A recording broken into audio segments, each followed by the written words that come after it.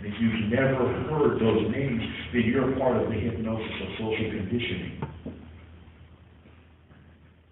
where you only know what they choose to tell you. And what they want to tell you is stuff that will serve their greatest good, that will benefit you. They want to tell you stuff that they can sell you. They want to tell you that milk does a body good. Does it good? Milk does a body good. They want to tell you that beef is what's for dinner. They want to tell you that pork is the other white meat. They want to tell you that the best part of waking up, Folgers in your cup.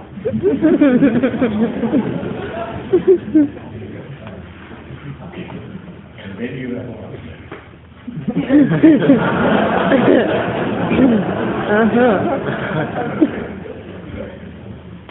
And you go to the doctor and says, let's review. We talked about this before. I told you were borderline there. What have you been eating?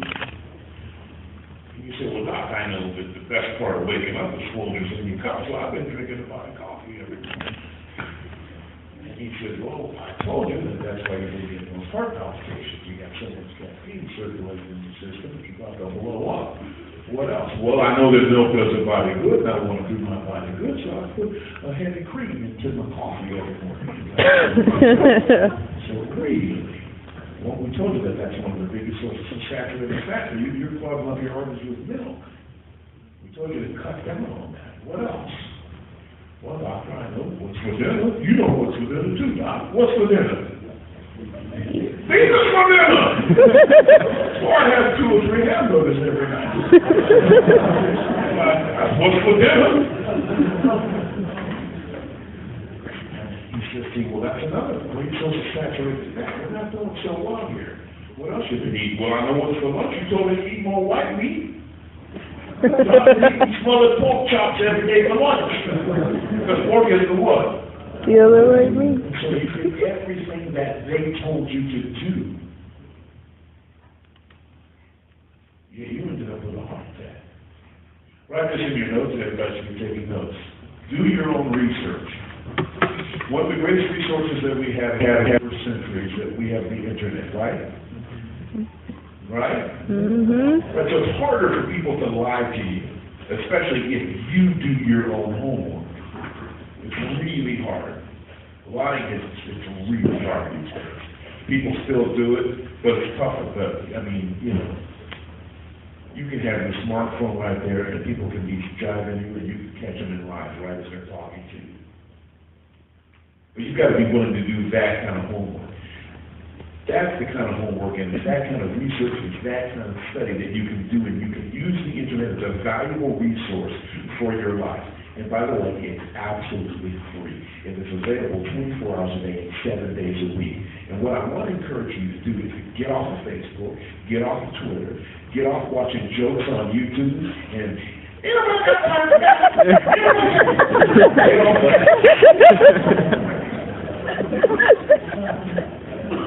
just get off of that for a second. And think of the tune that you've been working on in jazz band and go study that, because that's for free. Mm-hmm. You know, when I was a kid, we used to walk around and say, now just power, boom, ba-dum. Hey, now just power. You know, it's like an incantation that our teacher had taught us, because they said, you know, you should get knowledge. But really, knowledge is not power.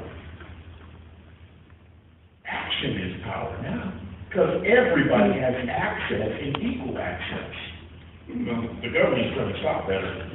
People are trying to stop that, because they didn't even want to cut out libraries. You know how valuable libraries are to people who are unemployed? And we know that unemployment is rampant. People are using libraries. I have a friend that runs a library system in Ohio. People use libraries to do their resumes and to do research on the internet. Because if they're unemployed, they might have to stop their internet access, their wireless access, because they can't afford it. You know, you try to cut things off. You know, we recently went through our budget. What can we cut? Okay, cut this. Should we get rid of our landline phone? Should we get rid of this? And we're all trying to figure out what to cut. Or the transformation our government's going through it now. What should they cut? So libraries have always been so valuable to people. There's one thing I want to offer you. access to these books. Now, if you can check out 10 records at a time. Every week I check out 10 records. Actually, I have some good stuff here. I'm going to tell you some secrets now. I love these. Losing already. So what we know is that it's not the knowledge that's the power, it's the action that's the power. It's acting on the learned things that you know. That's going to be key to listening to that next place. So that's going to be one of my first things I encourage you to do. Put that in your notes. Action. Acting on the learned knowledge. But really all this stuff begins with a belief. Belief in your power to uplift yourself. And William James apartment said, belief creates the actual fact. Write that in your notes. Belief creates the actual fact. Belief in your unique and amazing abilities that you have within yourself. But even before we go to belief, ask yourself this question. Do you think, write this down, do you think more than you do? For instance, I've said probably 4 or 5 times now, you should take notes. How many of you gone, yeah, you should take notes. You should take notes. And you keep listening. So the question is, do you think more than you do? Right? We've already said that the knowledge isn't the power, the power is the action. So how many of you are taking action even now as you sit in your seat? Because if you have a phone, you can take notes right now. Mm-hmm. So are you thinking more than you do?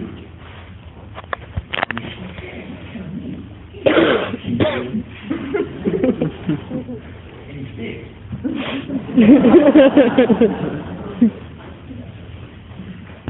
You know, I was sitting at the local soul food restaurant before I came here today.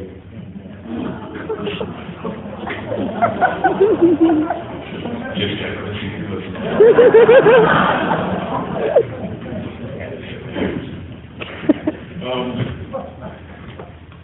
So what we want to know is we want to make sure that you're acting on this knowledge and that you're just not thinking about it.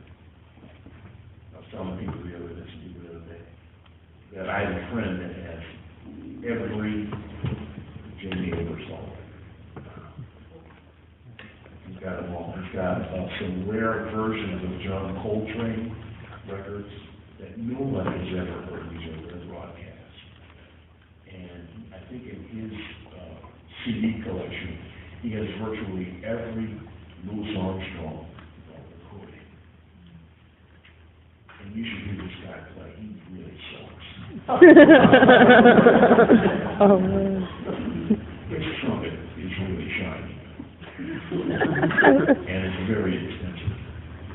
Do you get what I'm saying?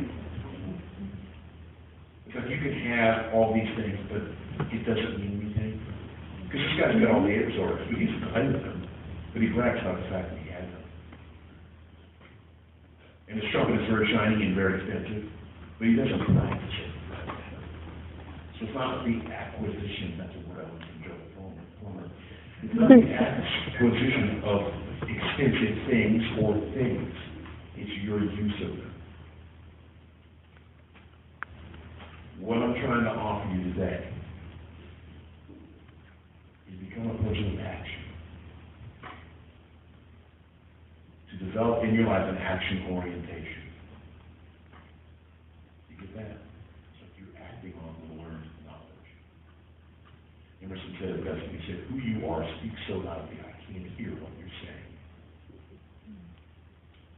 Who you are speaks so loudly I can't hear what you're saying. Your friends will judge you and the world will judge you. Not by what you say, not by how many hours you have, not by how many books you have, but on the actions, on the things that you do on a daily basis especially. Because that's what's going to shape and mold and sculpt you as a person. It's those daily actions. We'll talk about that in a second. So what's going to be important for you is the vision that you have for yourself. And we talk about this belief that you have for yourself. Your beliefs about yourself form who you ultimately become as a person. They say belief creates the actual fact, and you've seen that in yourself. So what do you believe about yourself? What do you believe is possible for yourself? How do you see yourself? You see yourself as a person who's outstanding, where you stand out. You see yourself as extraordinary, when you do the things that the ordinary people won't do. You see yourself as excellent. But you say that that's really not possible for me, that I can't see myself in that kind of light. Or do you have a vision of yourself, that empowers you? By the way, are you able to give that vision or that thought of empowerment to others? Because that's where leadership comes in.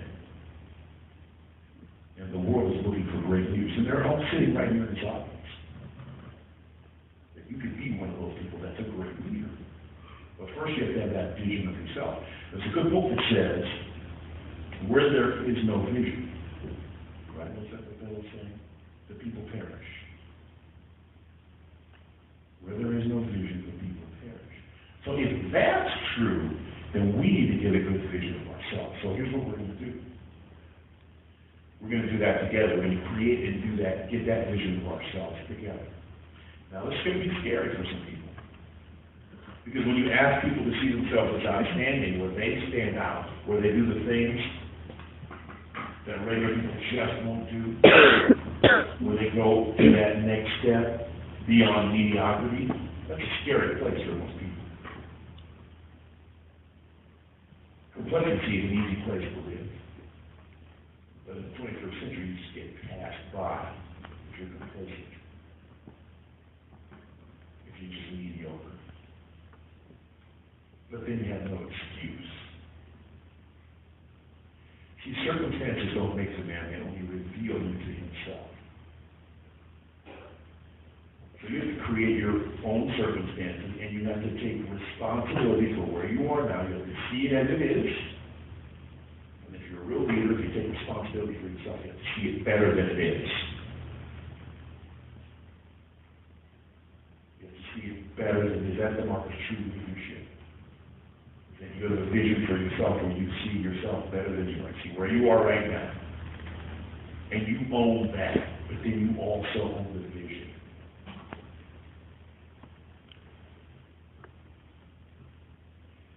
Albert Einstein said, your imagination is your key to life's coming attractions. Get that? Your imagination is your key to life's coming attractions. So that's true. And where there is no vision and people perish, we have to be careful about what we envision in our heads. And we have to be consciously shaping a vision that empowers and uplifts ourselves. Where we create beliefs, serve our greatest good. With the knowledge that somebody else is always trying to shape our vision. They're trying to tell us that no good's body good, and beef is good food, for dinner, and they're trying to shape us. So what if we had our own commercials for ourselves? We got ourselves into that state where we empowered ourselves with our own thoughts. We made our own commercials. That's what we're going to do now. So quickly and quietly stand up for me. Quickly and quietly stand up. Now, some people have asked me already, oh man, I got buttons on my clothes. I don't want to be standing up. Well, one of the things that we know is that the greatness is never achieved sitting down. It's about you standing up and taking care of the business, taking care of business. Someone asked everybody to do this. Everybody participate in this. Have you see yourself. See yourself as extraordinary. And this is difficult for people. You know what people typically do when they do something like this? They ask them to close their eyes and see themselves as this. If they get uncomfortable, they start to giggle and laugh and look at their friends. And go, because it's so hard to see yourself like this. But when I ask you to make yourself uncomfortable for a second, pretty soon you get to a place where you're seeing yourself. You have to go through a little bit of discomfort to get past over to that place. But most people will, not most, but a lot of people will look at me during this whole process. And I can't get it. know about it. I'm not a guru or anything. I'm just a guy trying to learn how to play the trumpet.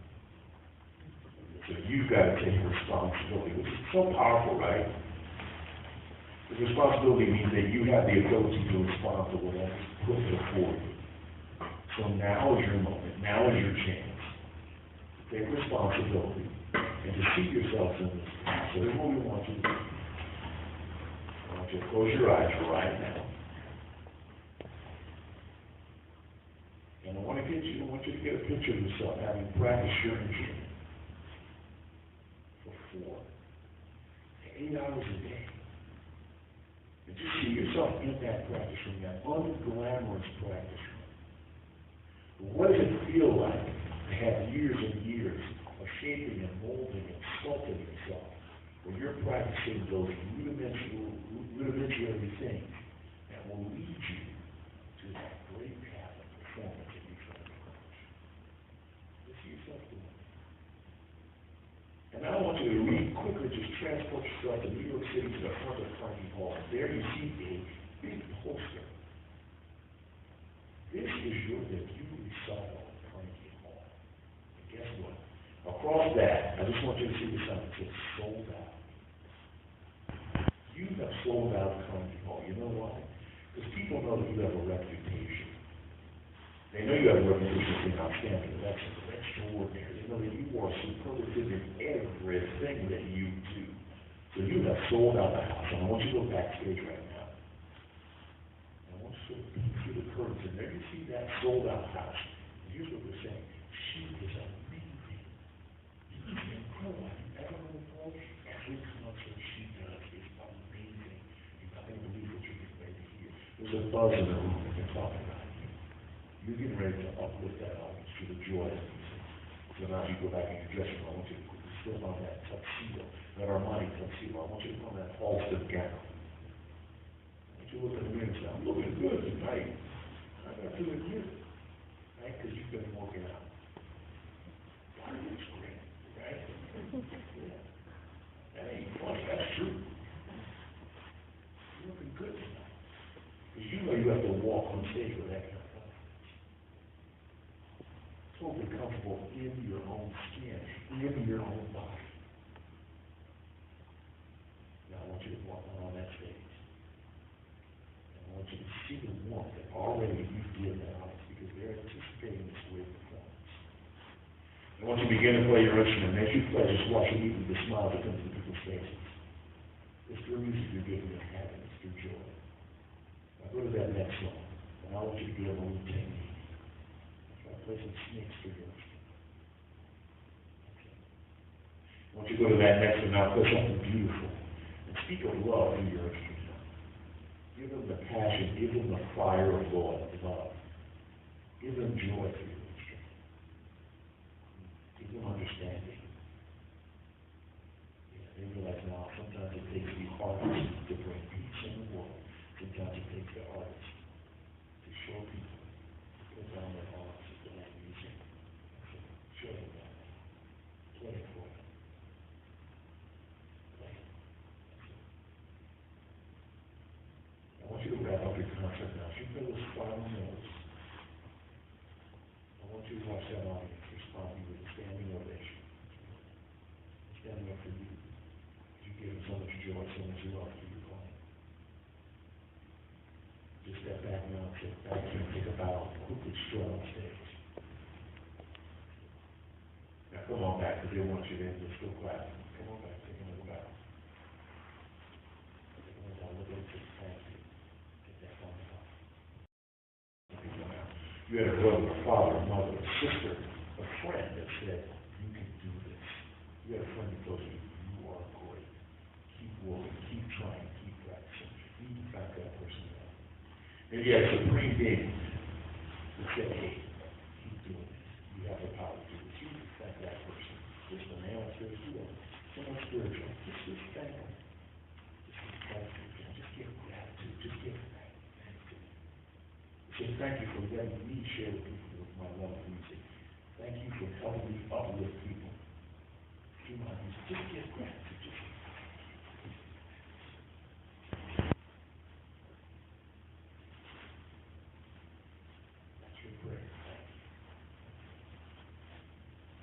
Now you need to thank yourself, because you did this. When everybody else wanted to go out and have pizza and hang out, you said, no, I'm on my practice program now. I'm working on my stuff. So you got to thank and appreciate yourself and honor yourself for doing this. Say to yourself, I will continue to do this more. I'll continue to uplift humanity through music. Now I want you to leave that Carnegie Hall backstage area. Leave New York City. If you feel comfortable, I want you to now open your eyes and join me back here in this room.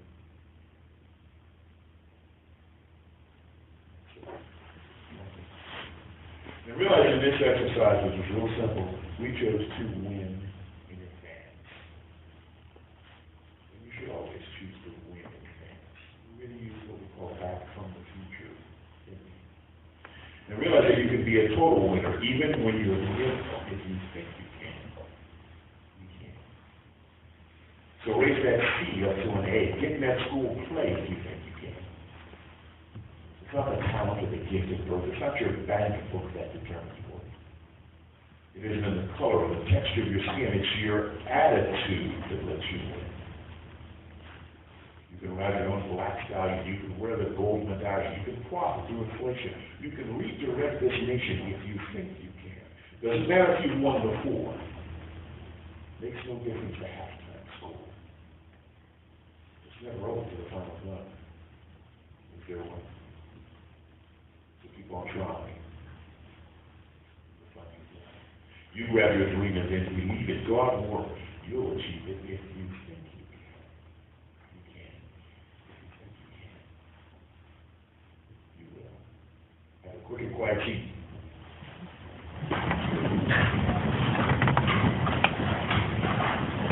Now, this is the mental mechanics of trying to create a career in music or in anything that you like to do. By the way, in this process, the stuff that I teach you is happening. You can use it in all aspects of your life. That's the beauty of music or any of the arts. So I have people that don't value the arts. They don't really understand what we're doing because they've never felt what we do as artists. That's why you guys are a band. You felt it. You've been in a performance, you felt the chills, the music sounds so good. You listen to recording in the privacy of your room, and it felt so good to you. You said, I got to be a part of this, I got to do this, because it uplifted your spirit. You have the power to do that to people. As I said before, artists are the people that really, sometimes they can see things others can't see. Our senses are wide open. Because our ears have to be wide open. Our feelings have to be wide open. Because when we go on stage, we show our hearts. That's why, some people are so difficult. Sometimes I've seen kids today, when they're performing, they put the music stand up really high, and right here so it blocks the audience. Because they're afraid to show themselves. Part of what we do is just to open yourself up. It's literally give the audience this hug. It's almost like you're naked on stage and bearing your soul to people. And it's difficult to do. But once you can get past that, so that's what people were having, like, yeah, you've been working out. It's like, there has to be comfort in your body to even be up here. And you're totally comfortable within your skin as to who you are. So you got to get that physical part of it, too. That's why so many times you see people walk on stage, it's like they're telling you that they suck when they walk on stage. It's already like the room. Because if you can get your ability up to that level, then that's when people start coming to you wanting your service. How was a doctor trained? I mean, you really don't stop your training as a doctor. It's the same for a musician. Nobody's going to say, when somebody needs a really great surgery on their heart, they're going to say, I'm looking for a really cheap doctor. Some guys just start doing this because I don't have a lot of money. Like, who's the guy who just quickly, like, do an angioplastic thing on me, just build out my body, and then all the beef and the pork, all that bacon on it. Who could, do one of those things, one of those balloon things where they put a balloon in your veins and they get along with it? out of there. Who could do that for me real quick? What's that operation where they stop your heart? There's one that they put you on artificial and they do something to you like, yeah, Kim, is there a guy that can do that for like $100? No, you go looking for that person, you look for the best person in the world. I have a friend that has dealt with cancer, and these are some wealthy people, so that's a whole different perspective. Should everybody be able to get great health care? I think they should, but I don't want to get in trouble for saying something that's simplistic. But these guys fly all over the world to get treatment for their cancer. They look for the best people. That's what you need to be able to provide when you provide this service, whether it's music or whatever you should decide to do for your career. So write in your notes, become an expert. Become an expert. Because the world is looking for people who are experts at what they do. And you be one of them. By the way, guess what number you can ask for your service? You become an expert. So you think it's worth $5,000, $10,000, $20,000, depending on the level of service you give people. You tell them your price, and the market will dictate whether you can get it or not. So you get to set your own price. You don't have to worry about what the union says. You don't have to worry about what the other guys get. My dentist is like that. I go to a great dentist because obviously being in trouble by my teeth are important. And I walked in the first day, I've got insurance, right? I was going to stand up and swag together. Because I don't care about your insurance. You write me a check when I'm done here, and we'll send a bill to the insurance for you. We'll even stamp the letter, but I don't want to give the insurance. Come on, Doc. My bad. Give me $5. Byron did. You and me, baby. No, write me a check when I'm done, and I'll give you a stamp and make you a bill up, and they'll send you the reimbursement. I don't want to wait for them. Thanks for that. And they're not going to pay you what you're paying me, because my service is better than what they're asking for. So if I charge you $5, I'm going to send you $200. But I was the best dentist I could find in the state. And he takes care of business. So you want to become an expert like that too. You can get this through your daily practice. But here's the problem we have. And tell me where my time is. 7 minutes!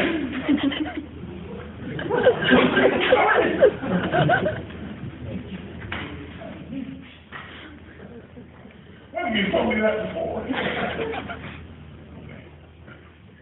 I have like 15 other points to do. I'm declining these people. I'm trying to serve you with your people. So then after this, do I stay here? In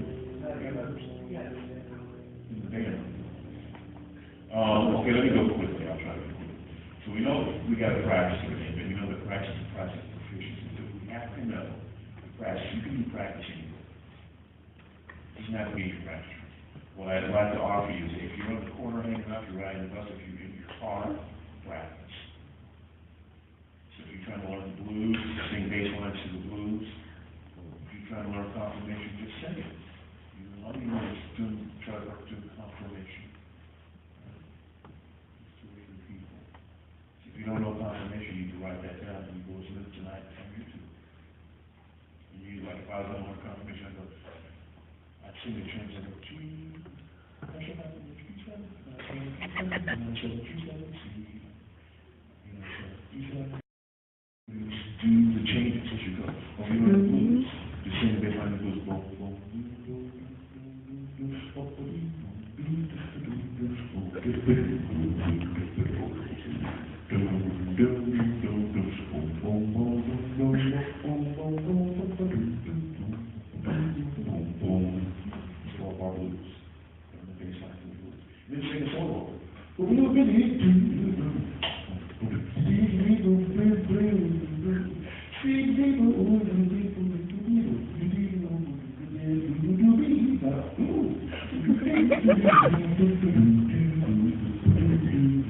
They always have that baseline going in your body.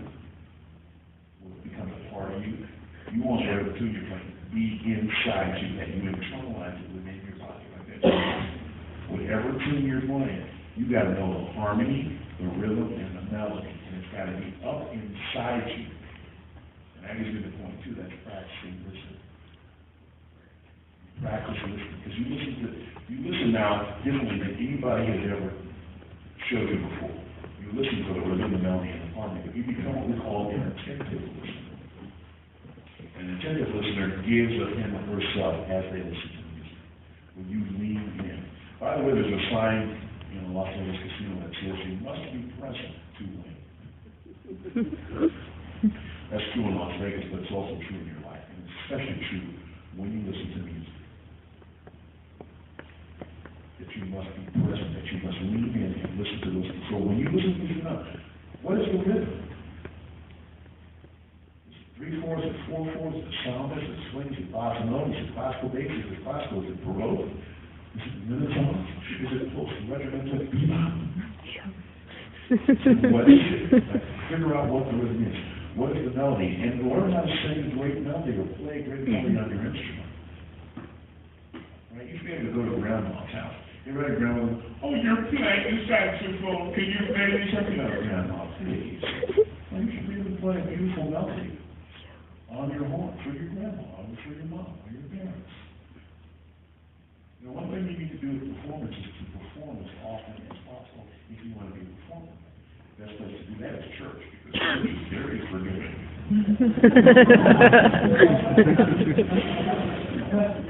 Some churches. Right, so let's just say you're a trumpet player and you're starting to get pretty good. Just offer your services to your church and say, hey, would you like, I can play like a trumpet volunteer. Start off the service and I'm going to play another like a little baroque piece at the end of the service. Now you've gotten yourself trained in this. And the people will talk about the old ladies loving you. They'll come to you, and so you've exposed yourself to a way of performing. Because the more you do something, remember our official skill, you've got to expose yourself to performing as much as possible to get comfortable performing. So you've got to find venues for yourself to perform. And when you first perform, you're not going to get paid for it. But I made my wedding, I made my living for years playing for them.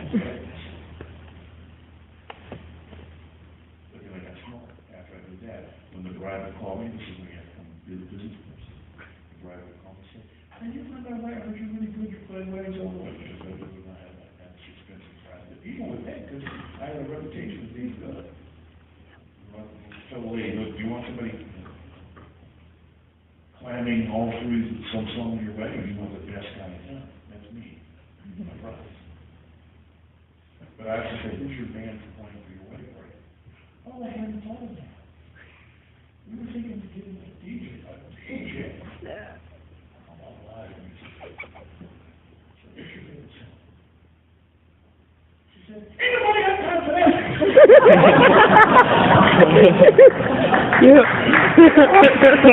She would tell me a song and then I would go get it in my band and I would practice it. And that's how we opened the dance. And I made suggestions for her. I said, why don't you dance? Do a dance with you and your dad. And we'll play a song called You're the End of the Rainbow, my platform. To have people, you should have your spice, your everything else. And your daddy's little girl, you're still and everybody starts crying. And I say, use this for what I can. I have great creative ideas for them. They have a great wedding party. So you become the business person as well as the musician. You have to do both, almost equally as well. That's why I spend most of my days doing business on the computer and in practice. Two things that you have to do. By the way, in your life, whatever your career, that's what you'll be doing. Practicing your career and then trying to figure out how the business runs. Interact. We got practicing every day. Sit down. You got practice listening. Here's the final one. Sit down. Here's the final one. It's model of masters. How about, can I have 4 minutes? Yes. Okay. I apologize. We got model of masters is number 3. Model of masters means if somebody has done something that you want to do, find out what specific things they did, do those same things, and you'll get the same results. We call this creative emulation. What you get from this is that you can learn from the successes and from the failures of those people who've come before you. And really by using this technique, you can turn your decades into days. It's really a fast way to progress in your life. The best way to do that is through reading. We talked about leadership before. All leaders are readers. Write that in your notes. All leaders are readers. And truly, if you want to become a leader, you need to read an hour or more a day in your field of endeavor. That's in addition to the stuff that you have in school. Because sometimes in school, they're just teaching you stuff by rote, stuff that somebody else told that they need to teach you in these books and stuff. You got to figure out your own curriculum, your own practice program, and your own curriculum for what you need to learn. Those are the books that you go to the library or the bookstore and you get. When you buy it yourself, that's great too. Your book should look like rainbows. You should find out all the important things in there and read those books. Take notes on that book and act on that information and that knowledge. Here's the final one. I'm almost done. If you hear all those 3 skills, practicing every day, practicing listening, modeling the masters with the practice of self-discipline. That's the key. And it goes with all the other ones. See, self-discipline is really a self-enlarging process, a way of extending our limits where we have no one to blame but ourselves, but for any lack or limitation. Say that again. Self-discipline is a self-enlarging process, a way of extending our limits where we have no one to blame but ourselves for any lack or limitation. Here's what it really means. Self-discipline means doing what's right, doing what you know you should do, even when you don't want to do it. Self-discipline means doing what you know what you should do, even when you don't want to do it. So your friend said, let's go out and hang out. No, I'm on my practice program, I'm on my reading program, I've got all the stuff I want to do, I've got to do that. I want to go hang with you, and I will hang with you. But first, I got to do this stuff. I'm going to be a person that's excellent, that's extraordinary, because I do the extra stuff that the ordinary people won't do. I'm outstanding. I stand out. I stand out because you want to do that and you want to hang out, and I've chosen not to do that. There's no arrogance about that. It's just the truth of what you have to do in the 21st century to lead the pack. You want to be a leader? You want to ensure the security of yourself and of your family? Make sure you don't have to worry about financial issues. You do that stuff. You discipline yourself in that every single day. If you do that and you see setbacks as only part of the plot, what you realize is that your great success is 2 steps forward and then 1 step back. Somebody tries to knock you down, but they can't keep you down. So you get up and you keep going. You take 2 steps forward, and then somebody will hit you again. But you're tenacious. What you begin to realize is the path to where you want to go is not a straight one. And sometimes you have to, before it says take the road less traveled. Sometimes before it says you have to march to the beat of a different drum. So while everybody's going this way, you can get back and you go that way, and then your great success happens. Every time there's a setback, you push forward. If you do this stuff, and if you do them well, all the stuff that we talked about, you will and you will become the person you want to become. If you don't quit, because most people quit when their great success is about to come to them. So just remember this. That when things go wrong, which there sometimes will, when the road you're trudging seems all uphill, when the funds are low and the debts are high, and you want to smile, but you have to sigh. When care is pressing you down a bit, rest if you must, but don't you quit. For life is queer with its twists and turns, as everyone will sometimes learns, and many a failure turns about when he might have won had he stuck it out. So don't give up though the pace seems slow. You will succeed with another blow. Success is failure turned inside out, the silver tint and the clouds of doubt. You can never tell how close you are. It may be near when it seems so far. So stick to the fight. night, when your heart is hit, it's when things seem worse, that you must